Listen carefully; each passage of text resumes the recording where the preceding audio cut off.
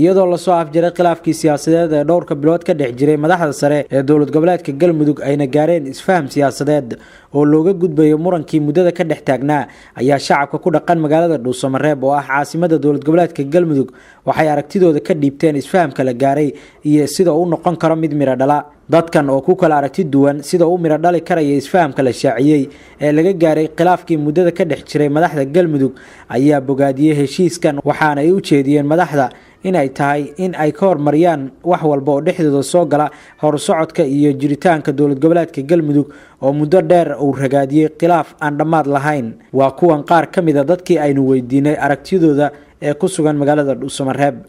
waxaan soo dhaweynaynaa wada hadalka iyo heshiiska dhex maray dowlad goboleedka Galmudug oo hadda ka hor la sheegay aan maqalnay inuu khilaaf uu ka dhex dhacay annagoo khilaafkaas waliba aad iyo aad uga xumayn muddana aan ognahay inuu dib noo dhigay waxaan ka codsanaynaa madaxweynaha Galmudug iyo ragga odayaasha oo maantay heshiiskaas wax ka galay in aysan mar dambe nagu soo celin khilaafkaas iyo wax la mid ah maxaa yeelay waxaan ognahay maamul goboleedyada kale inaan ka dib dhacsanahay si aan maamul goboleedyada uga daba tagno ama aan uga hormarno waxaan ka codsanaynaa dhammaan inta mas'uuliyiinta ay joogeen shirkaas in ay nooga faa'iideeyaan ayaguna ka faa'iideystaan waxaan aad iyo aad ugu faraxsanahay maanta ku sugan caasimadda Galmudug ee Dhuusamareeb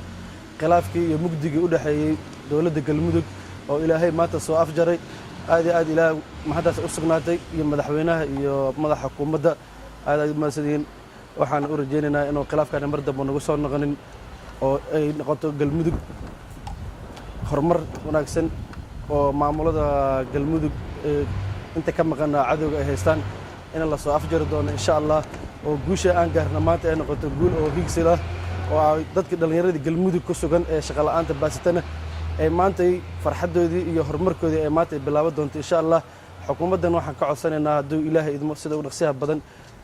waxa yar ee haran inay soo afjaraan ee xukuumaddan ay dhameystiraan insha Allah waan soo dhaweynaynaa mas'uuliyiinteena waa ku faraxsanahay dareenku aad u nooga liitay laakiin dareenkii noo soo celsheen hambal iyo mas'uuliyiinta waxaan ka codsanaynaa mar dambe inaan khilaaf dhicin wax dambe naga dhicin wax dambe oo na dhibo aysan yani dheega maqlin waxaan rabnaa in horumarka laga shaqeeyo waxaan rabnaa deegaanka in badan cadow haystay in badan dib ka dhacay yani dib u dhac badan ku jiray marka waxaan ka codsanaynaa mas'uuliyiinta Galmudug inaan mar dambe wax khilaaf aysan dheega maqlin shacabkeenna waa yani wax kasta wana dhibayaan anagu waxaan rabnaa horumar rabnaa waxaan rabnaa in deegaanada kale oo Galmudug yani wax Allah maamul goboleeda inaan ka saamarnaa rabnaa marka waxaan ka codsanaynaa mas'uuliyiinta wax dambe oo khilaaf aysan dhicin waxaan uga mahad celinaynaa golaha xukuumadda iyo madaxtooyada iyo baarlamaanka ee ka heshiiyay siyaasadii insha Allah waxaan ku rajaynaynaa inaysan bulshada Galmudug u celinin mar dambe in dib u dhac noocaas ah oo ka yimaada dawladda dhexdeeda inuusan imaanin bulshada Galmudugna waxaan kula dardaarmayaa inay